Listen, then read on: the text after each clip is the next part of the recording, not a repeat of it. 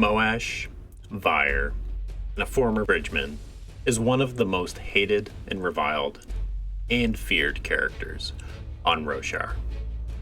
Going from a modest Alethi man with a shrouded past to someone who commits travesty after travesty, novel by novel, is a path most have determined to be unredeemable. My name's David, and you're watching Storybound. Let's dig into a character's collapse with Moash, Brandon Sanderson's The Stormlight Archive. Chapter 1, Beginnings. Moash comes from a troubled childhood, which is not unheard of for the war-torn lands of Roshar. Having both of his parents die as a child, he was raised by his grandparents in Kholinar. As he would come of age, Moash would decide not to become a silversmith, the family business, and would take on odd jobs related to travel.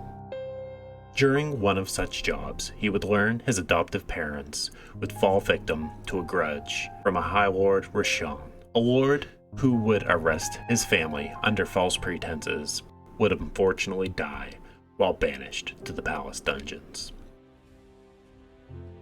Although this would fall to the hands of Ralhm, someone we would learn to hate for other reasons, Moash's hatred and direction would turn to Elhokar Kholin, the prince and future king of Alethkar. Moash would eventually attempt to become a spearman, joining the war, and would eventually find his way to the Alethi war camps on the Shattered Plains within the Bridge Crews. More specifically, finding his place in Bridge 4, helped save Kaladin's life, one of the new bridge members, while he attempted to save Dunny, a fallen comrade of Bridge 4. Moash and this new member of Bridge 4 would frequently butt heads. Kaladin's new vigor and attempts to transform Bridge 4 into something new was met with Moash's cynical nature. He was greatly against this and didn't understand what the new bridge member was trying to accomplish. However, after several bridge runs, some stew made by an Unkalaki named Rock, and Kaladin's transformative nature, his willingness to help by healing supplies and other efforts, Moash and the other bridge members would take a turn for the better. And for a time, things were good for Bridge 4. As Bridge 4 begins to become infamous within the war camps, more and more eyes are on them.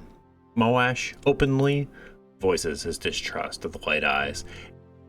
Kaladin immediately is able to relate to these emotions, and they start to form a bond. Although Kaladin himself wants to believe in the good of some people, to some level, Moash doesn't share this sentiment at all. Moash begins to learn the spear under the leadership and guidance of their new bridge leader, Kaladin. They learn new formations with the bridge, start to eat well, build up their strength, until one fateful bridge run calamity happens. An Alethi High Lord betrays another, leaving Dalinar stranded with his son to die on the Shattered Plains at the hands of the Parshendi. Moash and the other Bridge 4 members, in a moment of solidarity, decide to go back, believing in the guidance of the bridge leader, and push back the onslaught, saving the two Bright Lords and a portion of their forces. Chapter 2, Guardsmen.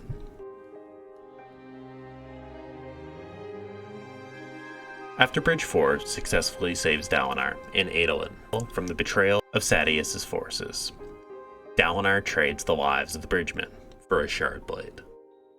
After this astonishing act, he also promotes the members of Bridge 4 to acting as personal guards for himself and Elhokar. After some time, Moash lets Kaladin know of a plot that is in motion with a character named Graves to assassinate King Elhokar.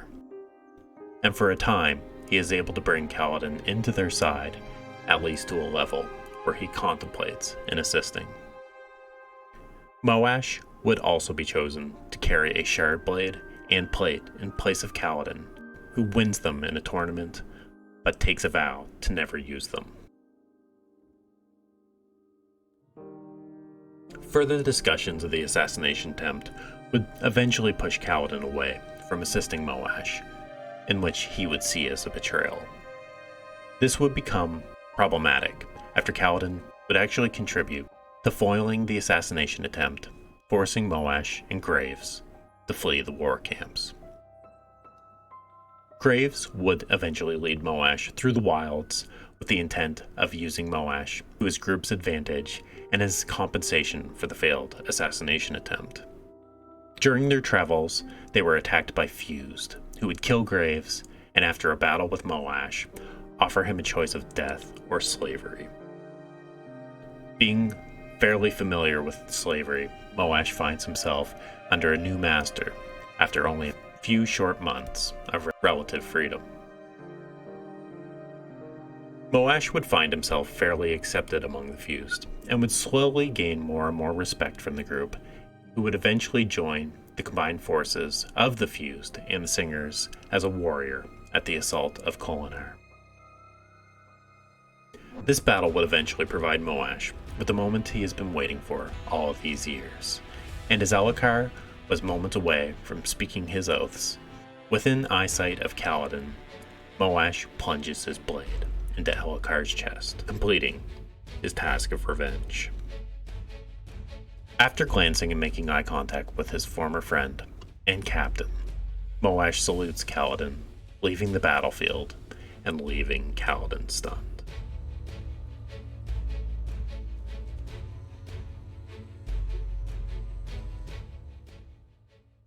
Chapter 3: Becoming Fire. After completing his goal of killing Elhokar, Moash finds himself approached by a Fused named Hanan, who hands him a bright golden knife, most likely created from Odium's metal, Razium. This blade would be known as Vyre's knife, earned from the task to kill one of the heralds, Jezrien. Moash would accomplish this feat with a mysteriously forged blade and would be donned the singer title Vyre, he who quiets. He would also be offered Jezrien's honor blade, which he would begin to use on various Fused assaults. A year after these events, Moash would find himself in an assault of Hearthstone, where he would find an opportunity to kill Rishon, the original imprisoner of his family. In an act of fate, this killing would take place in front of Kaladin once again, who finds himself unable to bring himself to fight Moash. Moash, sensing Kaladin's weakness, tried to persuade Kaladin to simply end it all and kill himself, as he had wanted to so many years ago at the Honor Chasm. They are interrupted by Renarin, who shows Moash visions of what he could have been, a more noble path and a member of Bridge 4, a fellow Windrunner of the Third Ideal, and this vision, confusing Moash, forces him to flee during a moment of weakness. Moash, now Vyre, helps to infiltrate and occupy Urithiru, and uses his honor blade to activate the Oath Gate, allowing the Fused to attack in force. After the previous engagement with Kaladin, Vyre seems to be taking things more personal this time, and this time around plans to ensnare Kaladin using his family's clinic as a bait. Unplanned though, still convenient, the trap is sprung against Lift and Vyre's former bridgeman Teft, and using his Razium dagger, kills Benderona, Teft's spren. Vyre then drops Teft's body at the now emotional paralyzed Kaladin and flees, leaving Kaladin to mourn the fallen bridgeman. Vyre then decides to make his way to the heart of Urithiru to kill Navani. Surprisingly, Navani is assisted by Raboniel, allowing Navani the time she needs to convince the sibling to bond with her. With her bonding and her new abilities, restoring the tower uses the light to return Moash's pain and regret and emotional anguish to him, causing him to fall.